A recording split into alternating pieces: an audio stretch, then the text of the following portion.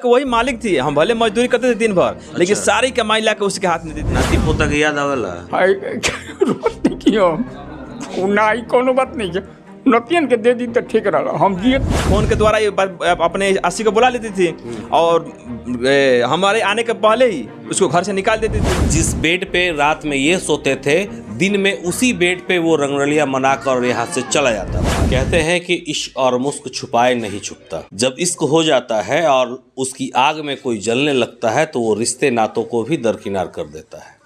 आज हम आपको जो कहानी दिखाने जा रहे हैं वो एक ऐसी ही कहानी है। ये एक पति हैं, अपनी पत्नी से बेइंतहा मोहब्बत करते थे, लेकिन पत्नी इनसे बेवफाई कर गई। पत्नी को खुश रखने के लिए दिन को दिन और रात को रात नहीं समझते थे। जो भी कमा कर लाते थे वो सब कुछ उसके हाथ में देते थे, लेकिन इनकी सारी कमाई वो अपने आशिक पर लुटा देती थी।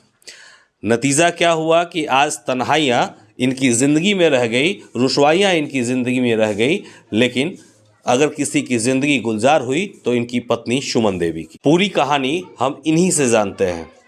सबसे पहले क्या नाम है आपका? मेरा नाम रविकांत कुशवाहा हुआ। अच्छा, घर कहाँ है आपका? अमवा, कटिया थाना क्षेत्र के अमवा में। जी जी। कब शादी हुई थी आप? हमारा 2011 में। किससे?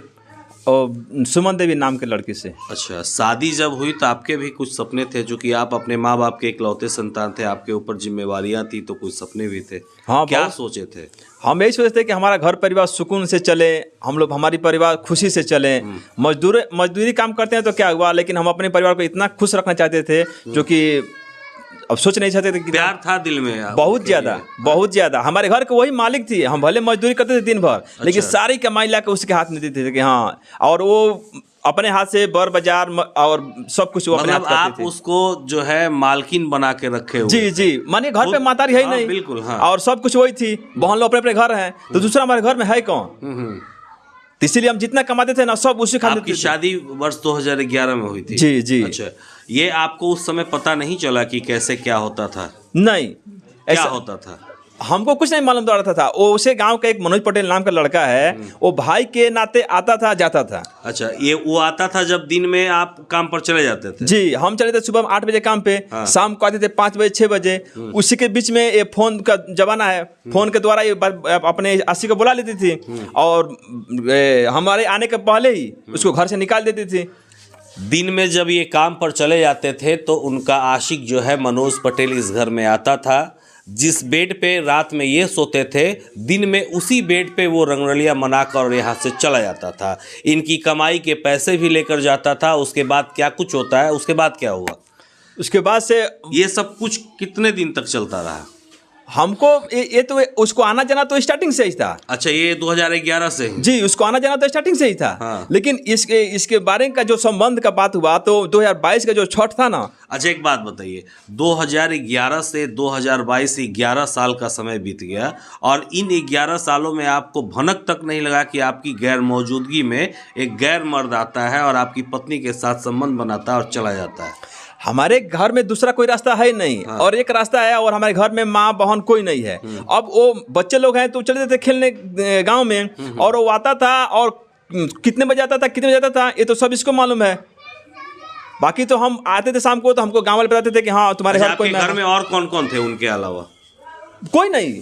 बाप एक पिताजी हैं तो वो घोटा पर रहते हैं। अच्छा। वो खाने के लिए सुबह आएंगे या फिर शाम को आएंगे, और उसके बाद घर खाली, बिल्कुल खाली, कोई नहीं है। हाँ। बहन लोग का घर शादी हो गया, अपने अपने घर पे रहते हैं वो लोग। कभी त्योहार पड़ा तो आएंगे, नहीं तो वो भी नहीं आएंगे।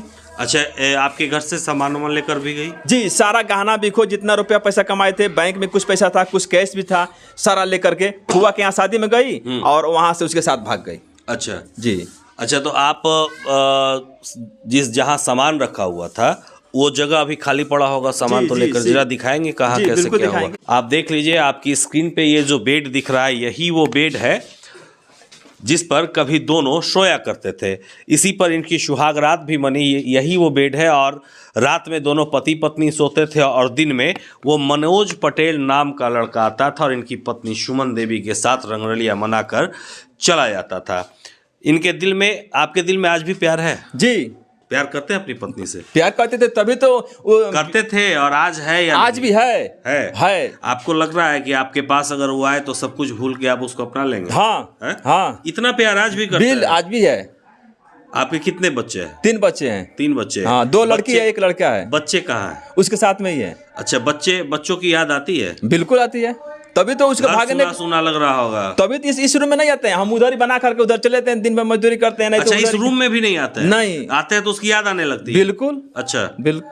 अच्छा, क्या सामान लेकर गई है, जरा दिखाएंगे आप? सब कुछ यहाँ पे, आप अलमारी में गहना भी कुछ था।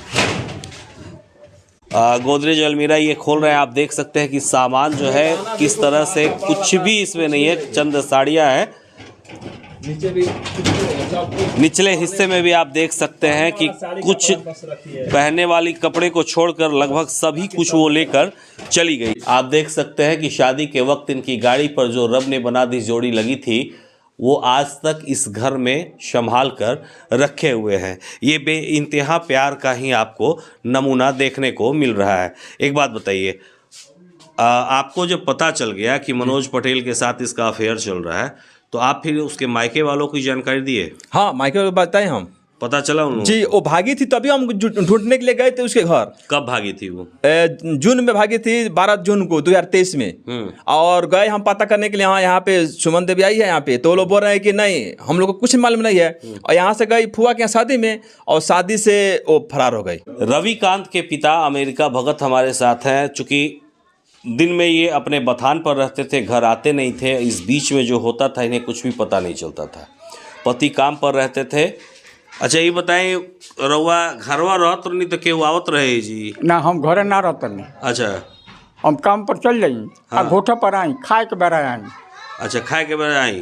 फिर चल जाई घोटा पर। अब तो ये घर सुना हो गई बा। हाँ, नाती पोता के याद आवेला? रोज नहीं कियो ना, आई कोनो बात नहीं है। नतियन के दे दी तो ठीक रहा, हम जियती कुछ दी। है बाबू, एक बीचवा में तो ऐसा होगा लगी, खाए पिए के कुछ ना भूख लगी ना प्यास लगी। लड़कनी सब लगली से डांटे, इहो लागल डांटे, तो मैंने दवा बीरो भल तो ए बाबू ठीक बानी। अच्छा, याद मने नतियन पोतन के याद अब वो आवता। देख लीजिए, इनकी आंखों से आंसू निकल रहे हैं, ये भावुक हो चुके हैं। अपने नाती पोतों के याद में इनकी आंखों से आंसू निकल रहे हैं। और ये भगवान बड़ा का रउआ कहे के चाहत नहीं? का कहे के चाहते, नतिया हमरा के मिल लेते सनु, सब धन मिल जाए। नतियन से मने ऊपर अब पतोहिया आई चाहे मत आओ, मोता हो नतिया दे दे। वो हाथ रही। जोड़ के विनती करते हैं।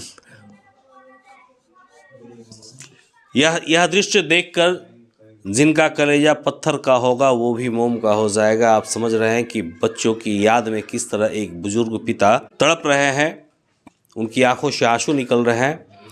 पूरी स्थिति यही है। आप इस खबर को लेकर क्या सोचते हैं, ये कमेंट सेक्शन में ज़रूर बताइएगा।